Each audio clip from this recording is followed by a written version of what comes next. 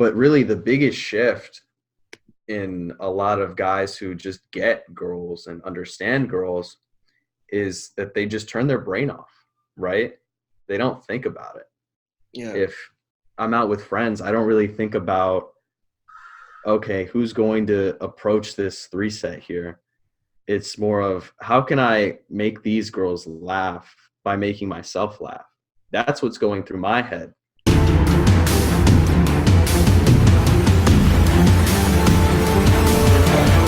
Welcome to the Better Man Podcast with Ivan and Sumed. This podcast is all about how to be an optimal, conscious male in today's society. Join Ivan and Sumed as they go deep into the rabbit hole of personal growth, mindset, social dynamics, and spirituality. Are you ready to be a better man? Welcome back. We are live. Welcome back to the Better Man Podcast, guys. What's going on? I hope you guys are having an incredible day wherever you're tuning in from.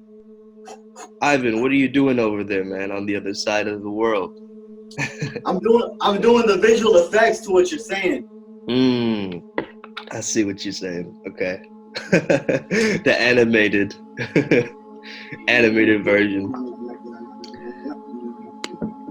Awesome. It's like Step Up 2 or some shit. Step Up 3.0. That's what you're talking about. All right. So we have an incredible guest with us today, Jose Davia, and we're blessed with his presence right now. And we just want to start off, you guys, with the affirmation of the day, and then we'll kick off today's episode with an incredible talk. Are you guys excited for that? I can't hear you on the other side, but I'm pretty sure you guys are excited. If you feel it, just think about us positively. Open up your hands. Think about us positively. Palms facing outwardly. Body straight forward. That is how you send information outwardly. Energy outwardly. Just do this. I love that. And then, right now, real quick. It's like hands up too, like car red-handed. If you have not been subscribed, everybody go get subscribed.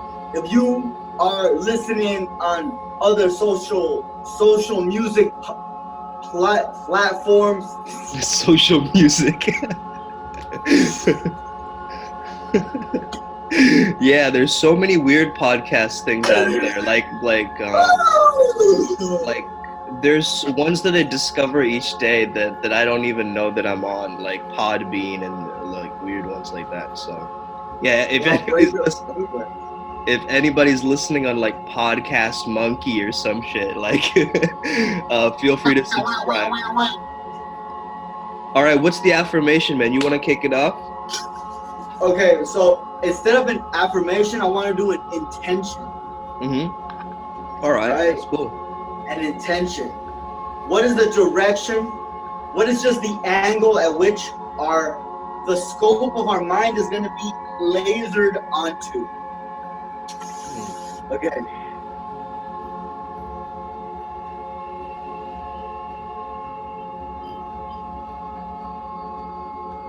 I deserve it. I deserve it. Jose, can you hear us? I can hear you guys. Can you say it too? I deserve it. Deeper, everybody deeper. One more time, let's go one more time. I deserve it. I deserve it. Own it. What do you deserve? Completely own it. Because you fucking deserve it. I deserve it. I deserve it. Awesome. That was incredible.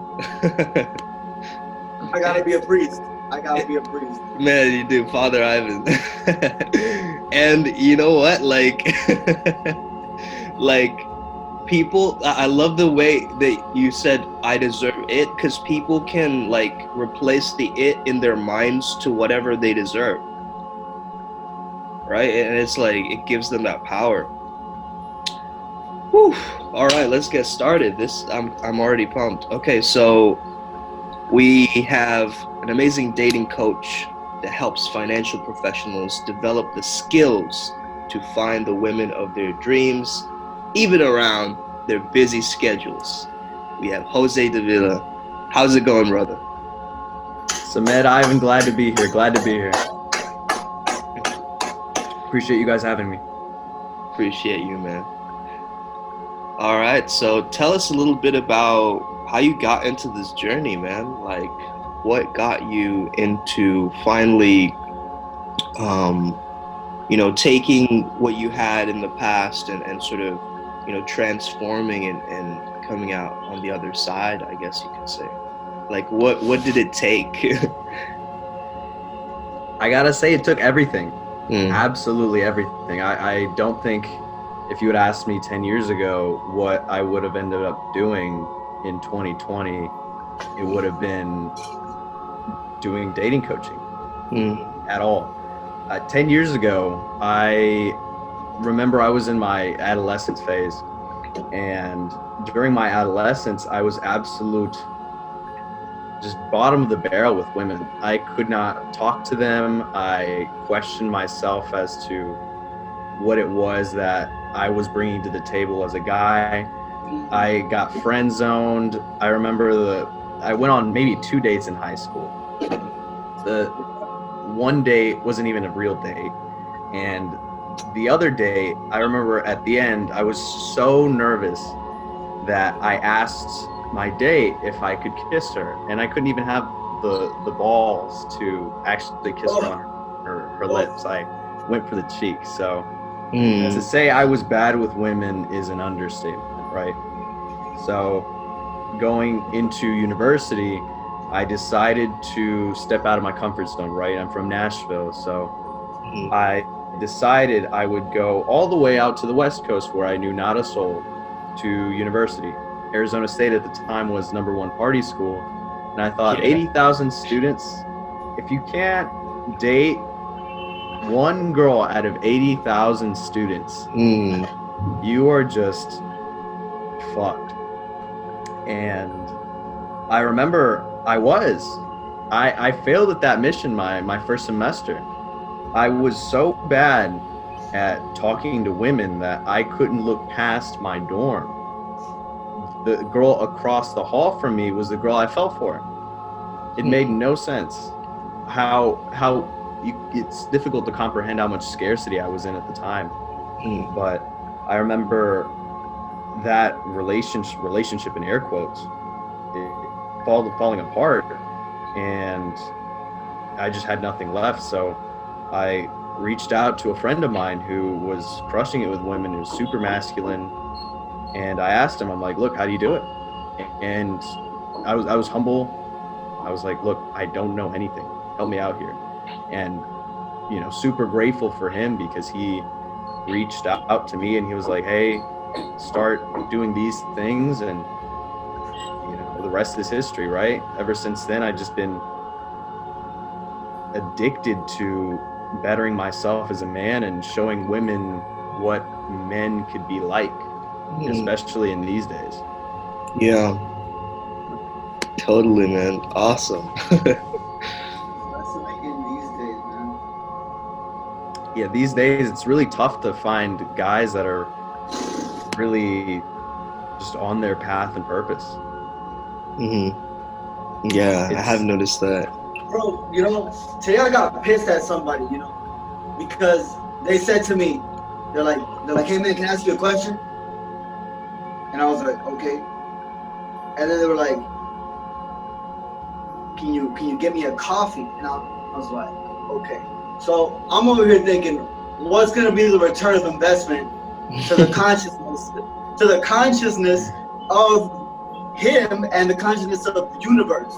and the consciousness of us and the Starbucks and the street I'm on and the location, like, I'm like, what does it say about the consciousness? Is it gonna be worth the money to get him a coffee? And I started talking to him, and he says that he's fine with his situation. He said he was okay with his situation. I was like, bro, I could have hired you, but because of your mindset and your attitude, it's gonna take too much work. It's gonna take too much work. You can't like where you are. You can't like where you are. You just can't. It's like you gotta love it at the same time, though. It's a freaky fucking paradox. Paradox, you fucking yeah. love it so much. Absolutely. It's such a paradox, yeah. Totally. That's really the first step, right? Is that mindset. Totally. You have to develop the mindset first. Yeah, what are some ways that you developed your mindset during that process when you were learning from that guy, from your mentor?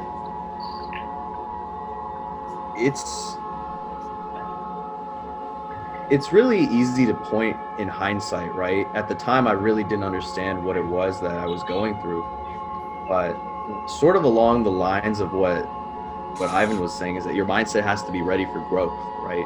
You can't like where you're at. Yeah. And at the time, I absolutely hated where I was at. I was completely shattered. This was my first heartbreak. Yeah. So emotionally, I was just done. There was nothing left of me.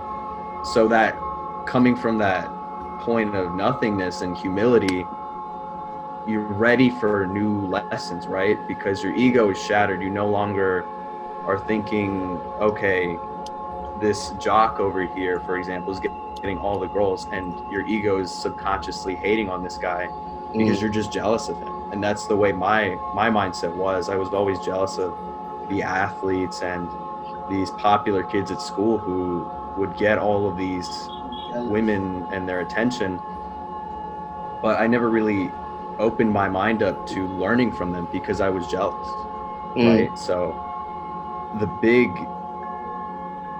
big step for me was actually just being emotionally shattered. And I think lots of guys who go through change, whether it's through getting a dating coach or whether it's changing their professions, really have to go through some sort of emotional impact to proceed to grow. I was talking to a prospect this week, and he was about 30 years old, and he told me that he had never been on a date in 30 years. I was like, okay, that's fair. But what really sort of got me about him was his mindset. So I was taking him through the framework I take him through in the DMs, and I figured out that his mindset just wasn't ready.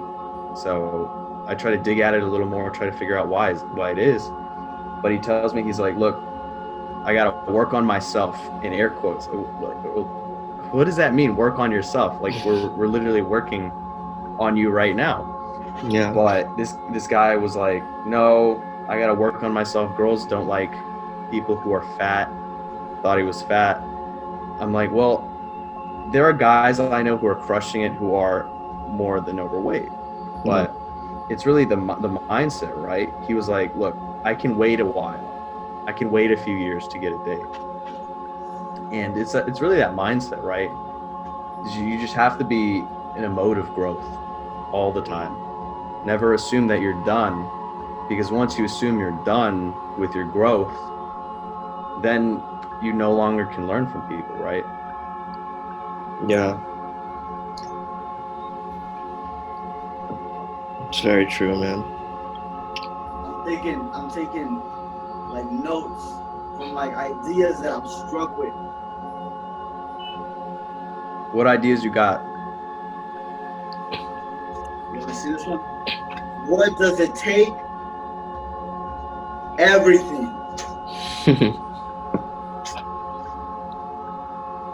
That one. It's like when you think about it, you're like, oh yeah, that's common sense. What does it take? Everything. Yeah, man, mastery demands all of a person. Mm-hmm. It really does. And I think that sometimes we sort of second guess ourselves and we get into that mode where we start to hesitate. Mm-hmm. Do you have any tips for the listeners right now for if they're just starting out, let's say, if they're hesitating approaching women? What are a few tools to kind of push past that boundary? Right. So you really have to create what Tony Robbins says is leverage, right? And the biggest thing is to find what is your individual leverage, right? So when I was starting out, it was much different than it is today, right? Today, it's more of along the lines of I'm here to create a moment with somebody potentially very special. So if I can create that, then that's the leverage for me. Back in the day, it was more along the lines of, okay, if you can't walk up to this girl, you're a piece of shit. And that's the way it was, I right? guess that's kind of fucking true. And that's the way it is, right? Is you just have to figure out what matters to you, right? What's the alternative? So, you see a cute girl walking out of the bar and you think, oh, she's leaving, like it's over, I can't do it anymore. But then you decide, wait, I should go for it. And doing that last weekend, I met a fantastic tall blonde Scandinavian girl, and we had a great time because I was able to create that space for that moment and created the leverage within myself. And you, as someone who's starting out as well, really have to think what matters to me, right? What value system do I have, and how can I leverage that value system to do anything, really? If you're trying to talk to girls, if you're trying to start a business, whatever it is, you really have to figure out what it is that you want and why you want it, right? Because that why is huge. Totally, man. So when I first began coaching with Jose, for the people listening, he told me to remove PUA or pickup artist terminology. Do you feel like that's kind of like a rewiring process? Absolutely, right. I mean, I think the pickup artist industry has a lot of positives about it, in that it gets people on the right path. But if you look at, just say for example, my text messages for today versus 3-4 years ago, 3-4 years ago, they were much more sort of along the lines of the PUA stuff. But the PUA stuff is really, it's mechanical and not very organic, right? Girls aren't somebody who you can move one cog and it moves another cog, right? They're very sort of, it's like in the joystick, press A, then B, then right. That's why you gotta take Arash's method that he took. What's his name? His mentor soon. Mystery method? Are you talking about mystery? Yeah. He upgraded the mystery method. He upgraded it, dude. Yeah, you kind of have to like take that information and make it your own in a way. Yeah. Right. I think True. There's the 4 levels of competence, right? There's unconscious incompetence, conscious competence, and unconscious competence. I think PUA really gets you to pass the incompetence stage, but a lot of guys really get stuck on conscious competence, and they're thinking about what it is they're going to say next, or how they're going to quote unquote spike emotions, or all of this. But really the biggest shift in a lot of guys who just get girls and understand girls is that they just turn their brain off, right? They don't think about it. Yeah. If I'm out with friends, I don't really think about, okay, who's going to approach this 3 set here? It's more of how can I make these girls laugh by making myself laugh? That's what's going through my head. Right. It's how can I make exactly right? It's like such a healthier frame like to have than it's just like, oh, this 2-set over there is by the pool, like what, like, you know. Right. It's You're like I have to hit it at a 45-degree angle to get the right open. You're just chasing the air, the wind is not hitting correctly. You need to be hitting from the south. Let me make my adjustments here in my notebook. Exactly. You know, guys coming back after a set, they're like, okay, let's analyze this. Like, yo, chill out, grab a drink, have fun. We're all just here to chill. Yeah. And that's ultimately what girls want. Girls want is someone who's chill, not someone who's. Yeah, you know what I learned that you know, for me right now, it sort of feels like two big mountains got together, and then it created like a whole new continent, right? And on this continent was the ideas of whenever we go into a skill and we master it and we're good at it, we don't have to think about it anymore. We're sort of taking the like, it's like ultra masculine, but now I got to a point and now we need to add a little bit more feminine, because feminine is a little bit of flow. Not too much though, but we need it so we can have a flow. We still want to be polar, but we want to have a flow. And that, honestly, the feminine, that's what a balanced man is. When he's a man is truly a man, then he can blend in and be, it's easy for him to be a man. Absolutely. It comes easy. I think there's a lot of very interesting feminine traits. For example, when I started out, I was very, very fashionable. I remember I was teaching guys at first, before lots of the dating stuff, is more of how to dress and how to dress so that you could catch the attention of a girl. And dressing and coordinating colors and things like that is a very feminine type of thing to do. But like you said, Ivan, it's a lot of combining these sort of elements of masculinity and femininity and bringing it together to form one complete package, right? Yeah. It's the yin yang of the ultimate man. Totally. Right, because you have too much of one and it becomes unrelatable. Yeah. It's that knowing that you can relate to a super masculine bodybuilder type, but also the very feminine girl in 6-inch heels. And having both dynamics, you can really relate to people, and it really helps you sort of decondition yourself from thinking that it's you versus everyone. Now it's, okay, everyone here is my friend, right? Yeah, absolutely. Because once you start developing the skill of, okay, I can relate to everybody, then your value socially can go up, especially with networking and stuff like that. You're like, oh, I know so-and-so who does wedding planning, but also I know so-and-so who is a DJ and someone who is a bodybuilder. Totally. We need it's like, besides money capital and intelligence capital, we also need to have a social capital. Absolutely. Especially in today's age. I mean, it's ridiculous to say, right? But you know, your Instagram, how poppin' is your Instagram? That's something that is the definition of social capital these days.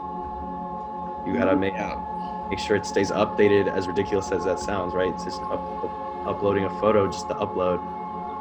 But you know, that keeping in mind that aspect, right? You don't necessarily need it, right? I know guys who have no Instagram and they're doing just fine in the dating sense, but it becomes much easier as well for you to reach out to people who are outside of your network, male and female, if you have a large following, right? A large brand. That way you can reach out to not only some model who might be thousands and thousands of followers, but also the real estate guy as well, who you're trying to do a deal with. And having that large network built off of your social capital, right? Something that you can only build once you've reached a certain level of competence in the social space. So it's important. It's an important skill, right? Not just how much money can you make, because that's important. It's definitely something you shouldn't neglect, but also adding how can you network and provide value to others socially as well. And that's a skill that I think a lot of people in IT and finance really sort of lack, is bringing the social aspect to what they do. Yeah. And you mentioned that you help people with their busy schedules. So if there is something that gets someone from their in their head work mode towards like getting much more into a talkative or social state, what do you think would be the main thing to sort of... I think that's a good one. It's fascinating, right? Because a lot of people have different opinions on this, and I think it's almost like a video game, the way I think about things. You need to start off on level 1 and level 2 and level 3 and so on and so forth.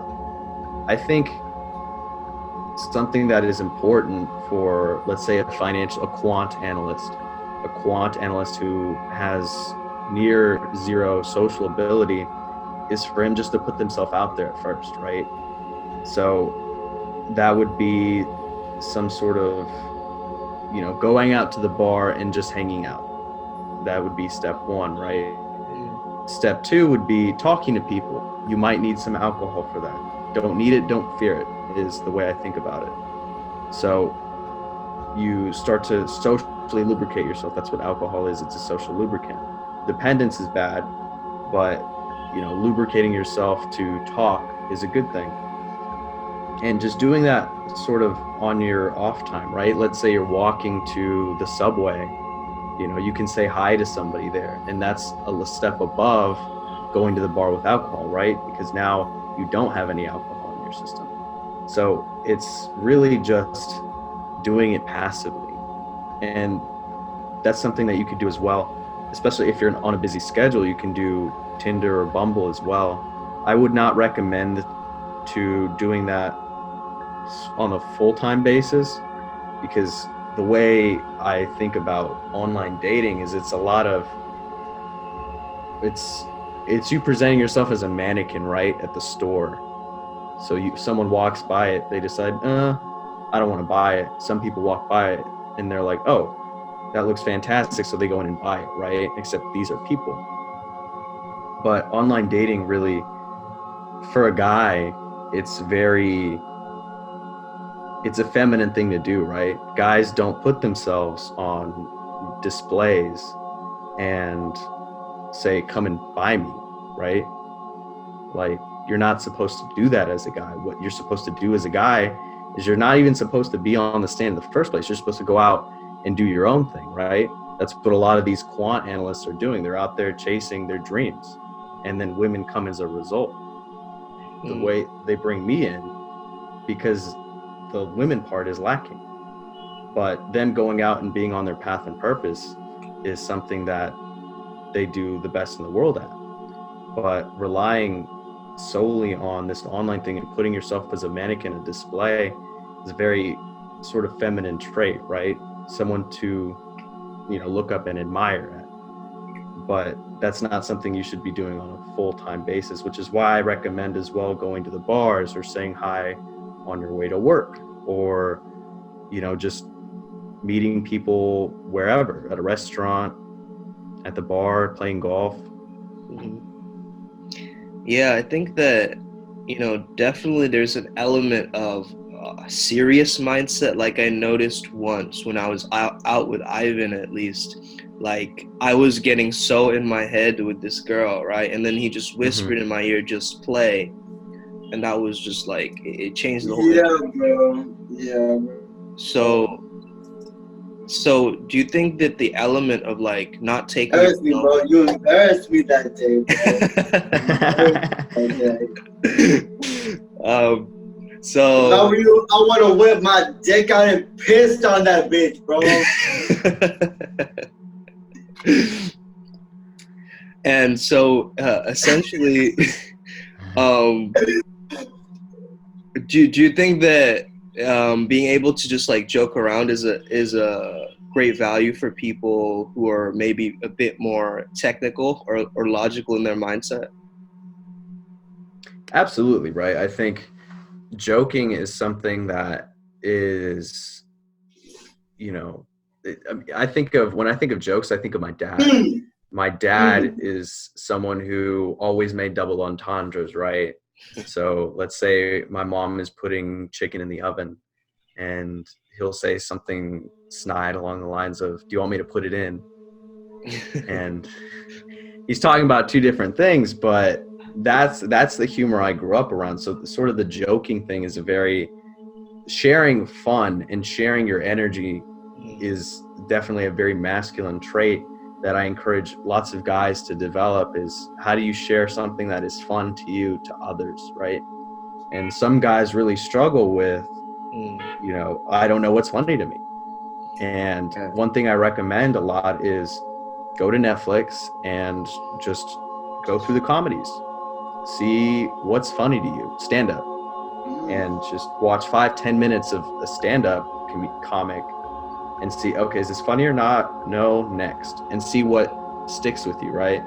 So Yeah. Dane Cook, for example, is someone that stuck with me a lot. So when I was starting out, I remember I was retelling his jokes to other people who hadn't heard it before. And it was easy for me to just sort of laugh along because I was comfortable with the material, right? It's like a canned line thing. I was comfortable with the material, but also I knew the kind of reactions that it would get. So it made me more comfortable in sharing material that I developed on my own later on. So definitely the comic having fun aspect is huge for guys. Mm. Perfect. All right. So, yeah, Ivan, do you have any questions, man? This is my question, bro. This is my question.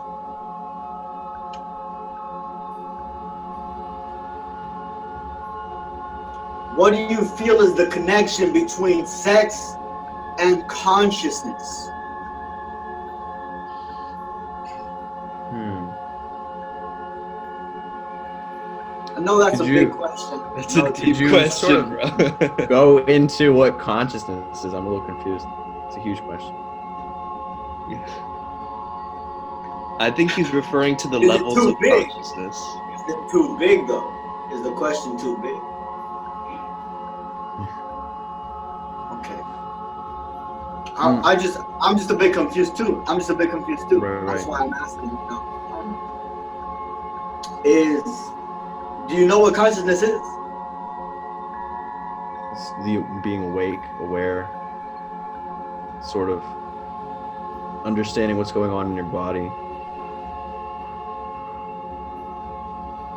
Oh yeah. What's your daily spiritual practice like? I meditate 20 minutes in the morning, 20 at night. Nice. What kind of meditations you be doing, bro? Vipassana. Vipassana. Hmm. Which is that one? So that one is a ancient Buddhist technique. I went to a camp where they taught me that you look at the triangle in your nose Mm. and you are aware of the sensations going on within the triangle of the nose. And then you start to expand out towards, your face and then down to your neck and your chest, arms. That way you can start to sort of scan what sort of sensations are going on in your body, and you become more aware of yourself and understanding more of, I guess, who you are, right? When I first did that, it was a 10-day meditation retreat where I meditated 12 hours a day doing that.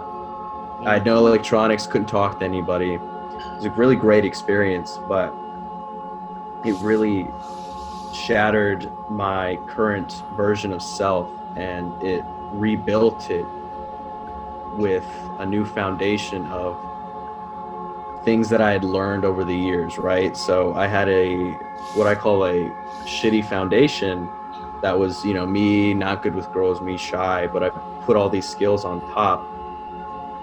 But using that meditation technique, it sort of shattered it all and built a new foundation using the skills that I'd learned. So That's awesome. I guess consciousness to me has always been I get you now. awareness. I get you now. Yeah. So basically my question was like, what correlation do you see that, like, how do humans use subconsciously or consciously sex? Like, how does sex connect you to consciousness? What is, what is like the spiritual connection? Like, what are we seeking through sex spiritually? What are we seeking through sex spiritually?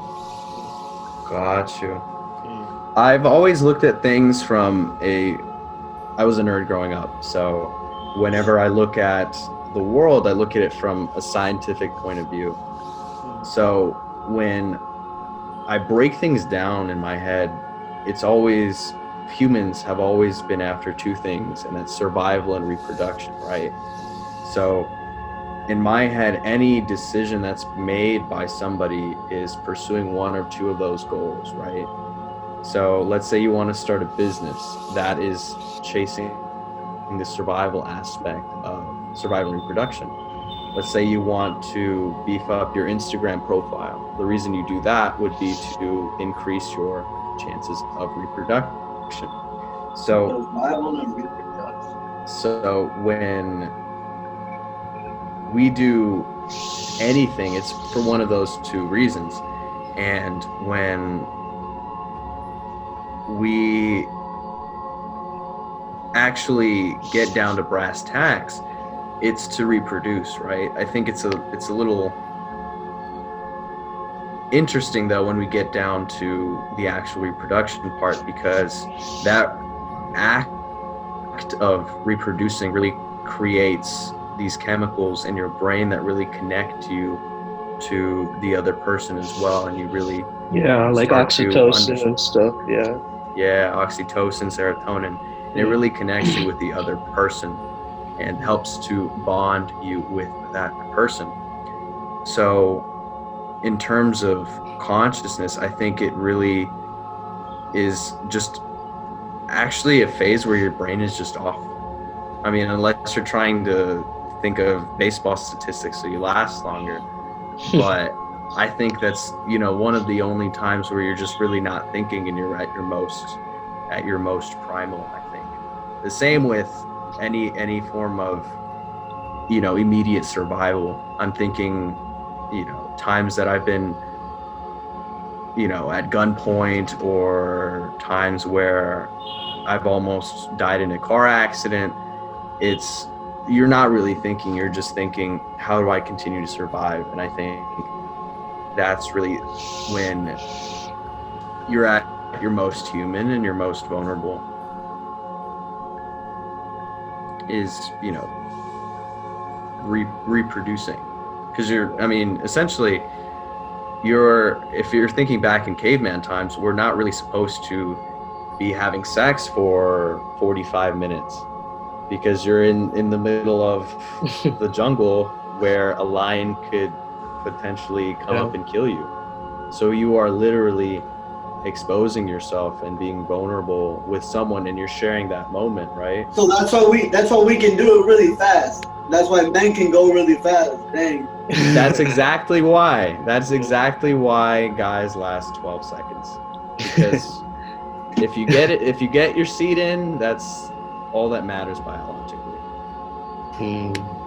So we've evolved so much consciously that now we get to experience things like tantra, like the consciousness of the earth as a whole has risen so much that now we can do like conscious sex, which is different from biological sex.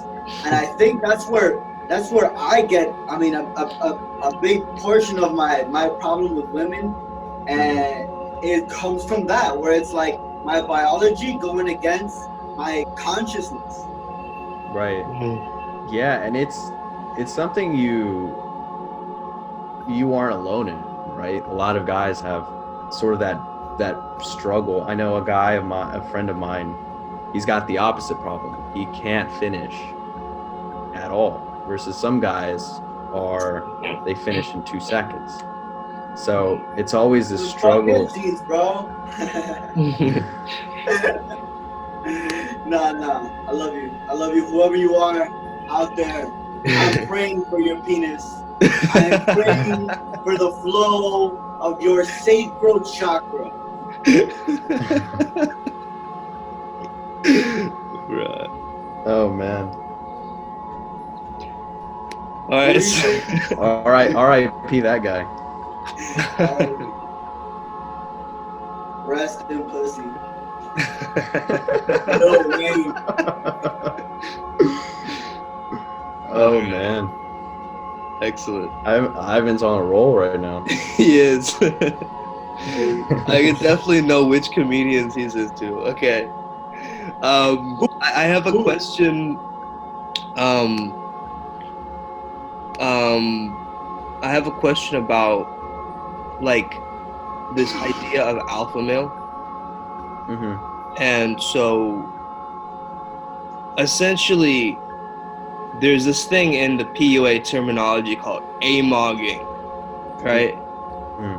Well, amogging is kind of like if another guy enters your interaction, like how would you go about that? Like how would you handle that situation or something? So in the situation of like financial professionals, do you notice that sometimes in a professional, like, you know, like networking or coworker space, that the people's different hierarchies affect that? And what can people do in terms of like just keeping a really chill vibe, avoid cock blocking, avoid all sorts of drama as they're interacting? Got you. Is this in terms of the business world, or is this more along the lines of the dating at the bar scene? So yeah, dating scene, but I was thinking, would it be different in a business context as well? Like how would it differ? Yeah. I think in a business context it differs a little bit because money is so abundant and everyone's trying to make it. If you're in a room for networking, chances are you're trying to make more money. In a room at a bar, for example, you have a limited number of girls and a potentially unlimited number of guys trying to go after those girls, right? So if you think about it, when you're at a bar, you want to avoid amogging, you want to really befriend those kinds of guys, right?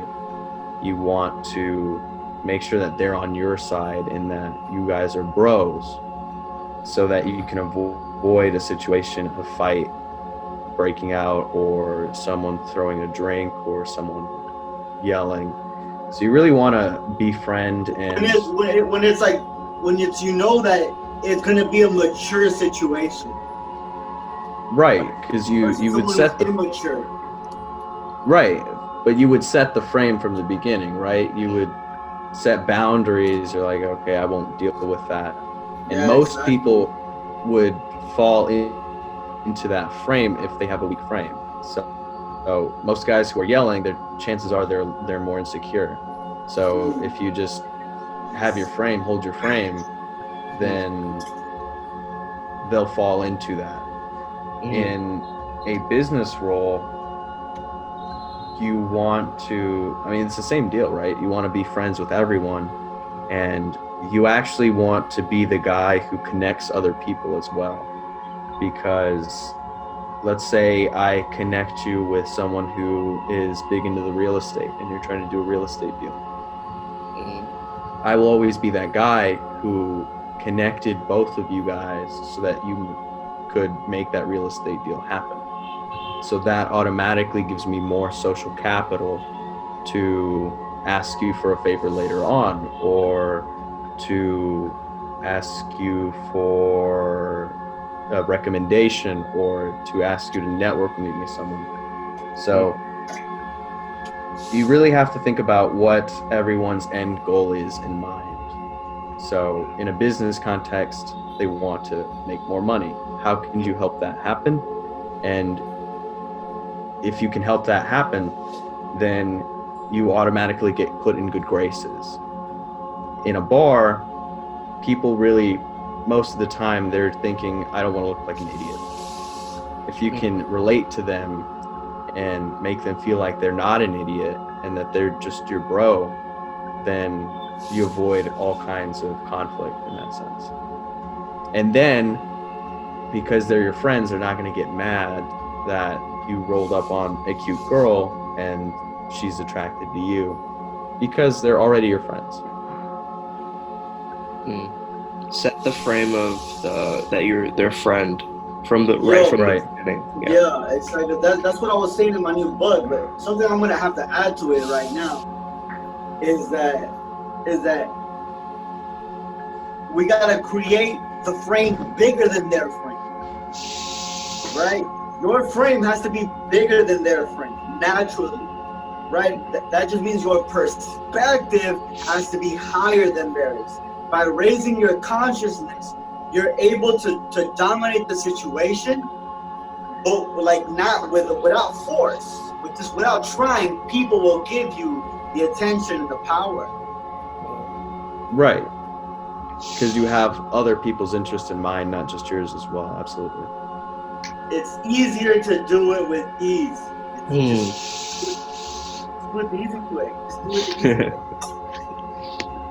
So for the people listening who are not very sure what a frame is, how would you describe what a frame is? I would see it more of like, it's kind of like your identity or the way that you see reality.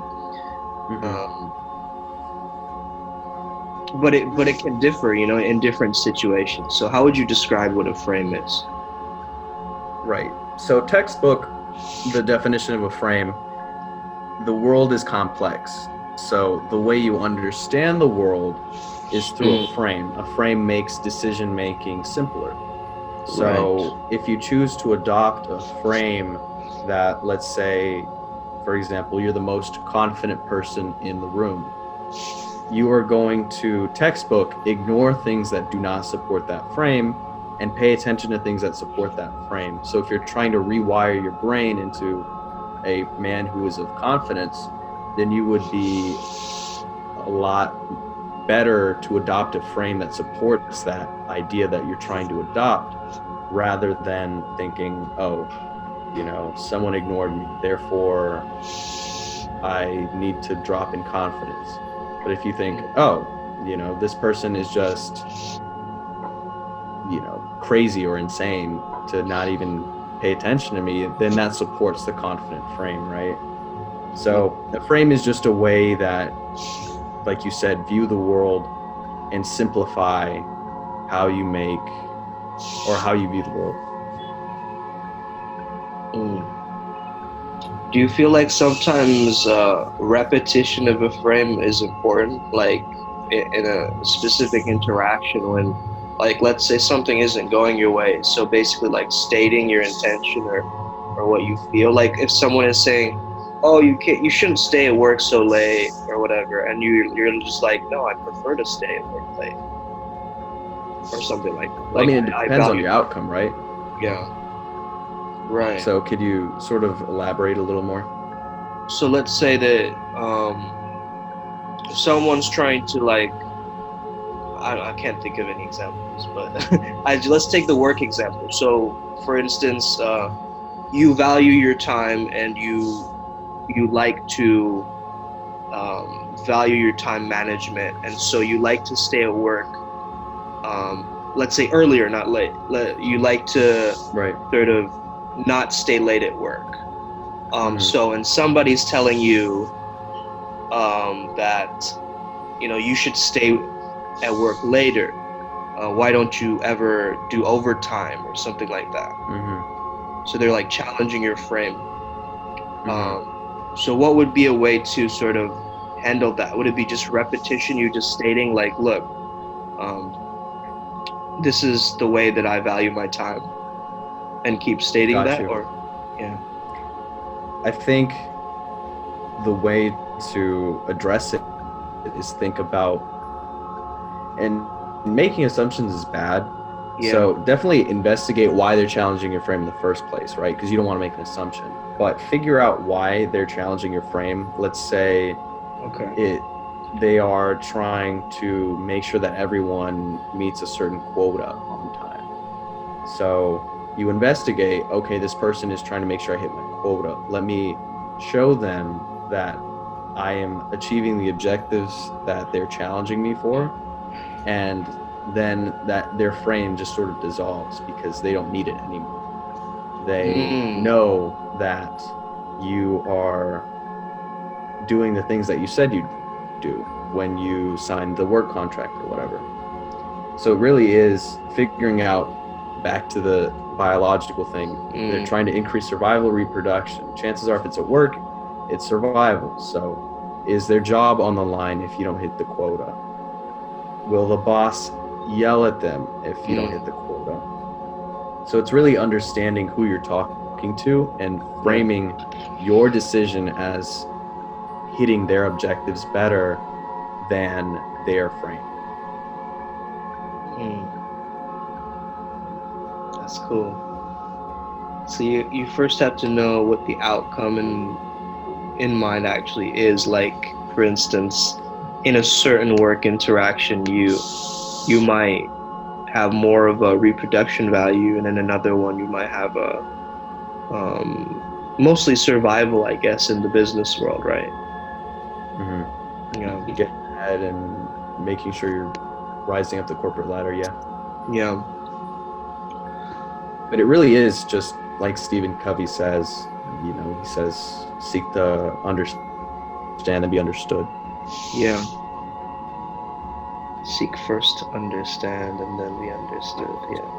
I never understood why, like, for me, I think if I'm having a conversation with you and we have different views, we can talk about them, right?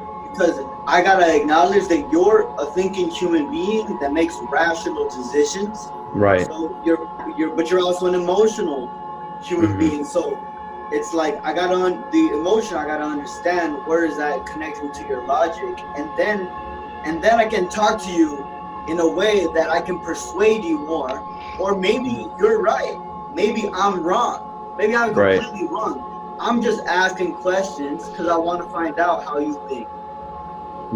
Exactly. And being able to not get into an emotional argument, because you're never going to win those, but getting into the understanding and then using that emotion to sort of frame, like if they're thinking fear, right? So someone is yelling at you for, let's say you're coming in early and they want you to hit the quota.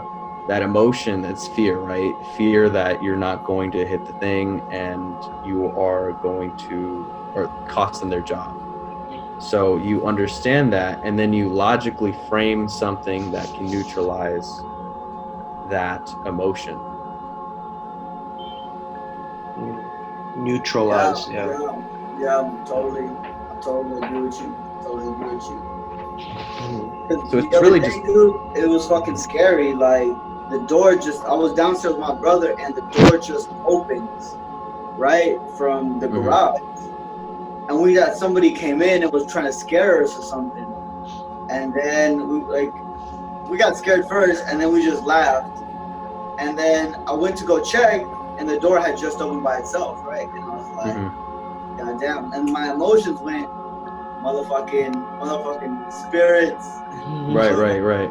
Spirits. Right? I don't know. Some fucking weird shits out here trying to get my soul. Right. Right. And my brother, he came out the restroom and I was like, yo, dude, there was nobody there.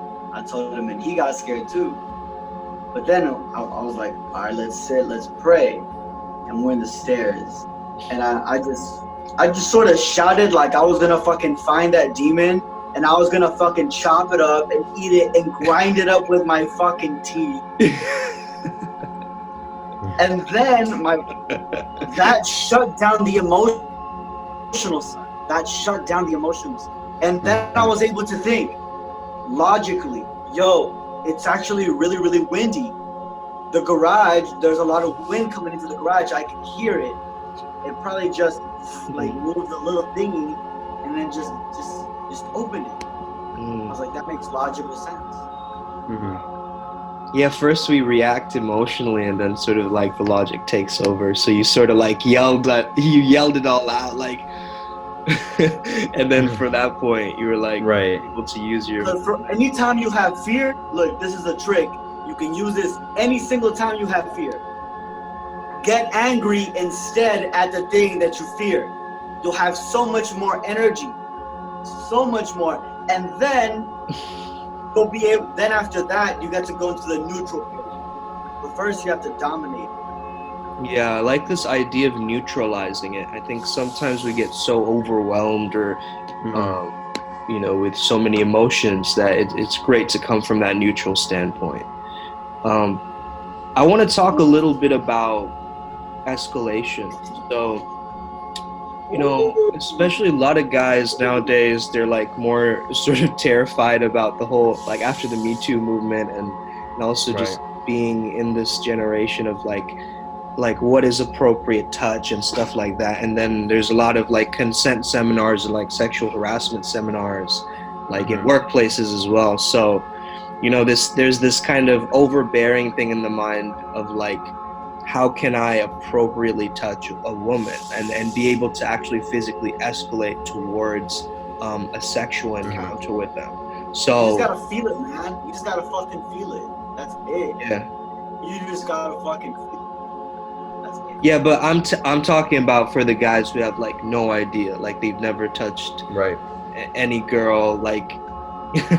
So that's it, bro. It's like I was 12. No one ever taught me how to do it. I just did it, right? You just naturally. It's not something you need to get taught to do. As coaches, we're just teaching people. We're just like taking back people's steps and say, yeah, this thing that you learned is incorrect. Just take the blindfold off, and the abundance is there. The blindfold is the one that says that there's scarcity. Right. Yeah, no, I agree with that. I think a level of it is definitely like instinct. It is instinct, and it's that like seductive instinct. Yeah.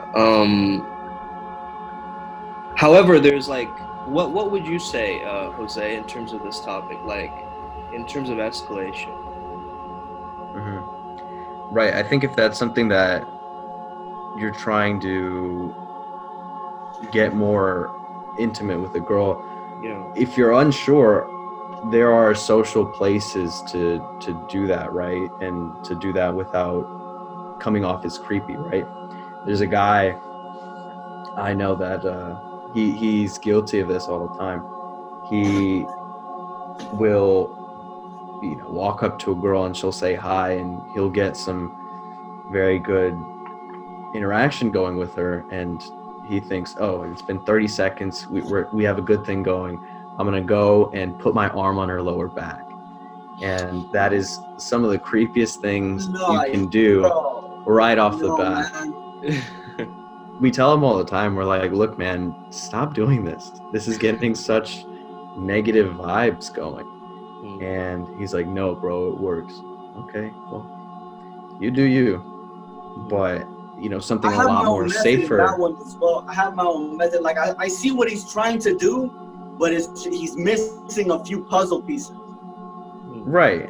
I think you have to go to the hand first, and then you gotta hold the hand a little bit, you gotta squeeze it, and then like it's just like you basically just sort of tap your way through. Tap your way it's through. like Well, actually, yeah. And like, it's just say sometimes somebody won't go for the high five. That then you know not to stop, right? Maybe somebody goes for the fist bump, but they don't go for the high five, right? Or they do go for the high five, and then you kind of hold the hand a little bit, and you both hold it, right? And then you pull her in and you hug her. It's just like you're slowly moving it through. Right, and I think even some guys are afraid of going for a handhold, which is completely fair. I think the best way to start socially is just touching their shoulder, like a friend. So doing something that's, considered a little slow, but is socially acceptable, right? And that's something that a lot of guys just sort of miss. You know how you touch a buddy like on their shoulder, you're like, hey friend. That's sort of how you want to start, at least if you're uncomfortable with doing something a little more out of your comfort zone, is just easily hand on shoulder. Totally. And it's socially acceptable. That's not something that will get you sort of thrown out of the club for being creepy or anything, but definitely if you get signs of consent, then you can move forward to like hand holding and stuff like that. But for someone who's just starting out, trying that is a lot easier for them to start off with, for sure. Right. I definitely think it is an element of feeling it, as Ivan was saying. It's like you got to sort of assess the moment for you and see what feels right in that moment. Because if you're just being told by your coach that, like, you want to now do some keno or whatever, or some kind of kinesthetic escalation now, and so it's like at that bro, that's the most fucking scientific word. It's just like I know, right? Movement. Yeah. So it's like, if you put your hand on her shoulder like a dead fish just because you have to, it's like it takes away from the you can already see how Ivan's reacting. Now imagine how a girl would react to that. Well, definitely just don't do the dead fish thing. I think the best thing is just to have some sort of vitality to it. Anything you do, it just should have some sort of vitality to it, as if someone is actually behind, the hand. Like you don't want to, go for someone's handshake. Someone's behind the hand, yeah. And, like this is a dead fish. Like, oh, this is not cool. Right. So you definitely want to go for some sort of life, at least. Yeah, like flirtatious, like kind of light touching and like being able to like build it up to a level of like from friend into much more. Because what you were saying earlier is that how to break out of friend zone was physicality, right? So being able to really demonstrate that physicality. And I think that's really important for certain guys to hear,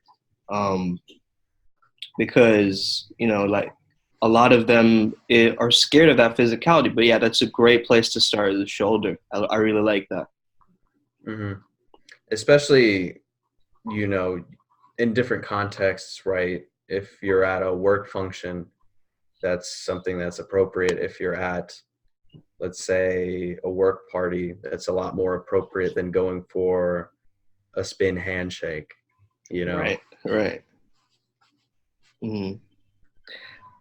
All right, guys. So we're wrapping up in terms of time. I just want to say, shout out to Jose. He's been an amazing guest. We've talked about a lot of interesting topics today, and he's I've coached with him before. Week 2, I got a make out in the club from his help. So, shout out to you, man. And appreciate it, bro. Hold up, in week 2, you got a make out. Yeah, bro. You should have been getting makeouts week 1, day 3, day 1, brother. Got in there, man. What's going on? Yo, Jose, you got to push this guy. You got to push this guy soon. Yeah, he Yeah, should have done it after after our first call, 5 minutes. 5 minutes in, yeah, just like Nah, going in the but streets, day game, like 5 minutes in. but he definitely made some Jose. good progress. That's Yeah, for sure. nice. totally Nice. made some progress. Yeah. So Jose, how can people get in contact with you if they want to work with you? Absolutely. The best way to reach me is through Facebook. So Yeah. facebook.com/yesway. It's Jose. YESWAYITSJOSE. Yes, way, Jose. That's cool. I actually Yeah, really it like that. No took me way. a hot minute to think about, to go Yeah. full circle. Awesome. All right. Ivan, Samet, I appreciate you having me on. Appreciate you, man. Appreciate you. Jose, bless your family, bless your clients, bless your father, bless your mother, bless your grandparents, bless your soul, bless the woman that you decide to be with. Thank you for sharing this moment with us. Yeah, thank you for letting me be here, and bless the audience. Bless the audience. Giving Yes. Bless so the much audience as well. love and time. May this take us to higher roads, to a deeper connection with the oneness. Mm. Excellent. All right, guys. Peace out. May the flow be. Fantastic. See you guys later. Yeah. If you would like to contact Sumed for peak performance coaching, go to @FlowZone Academy on Instagram.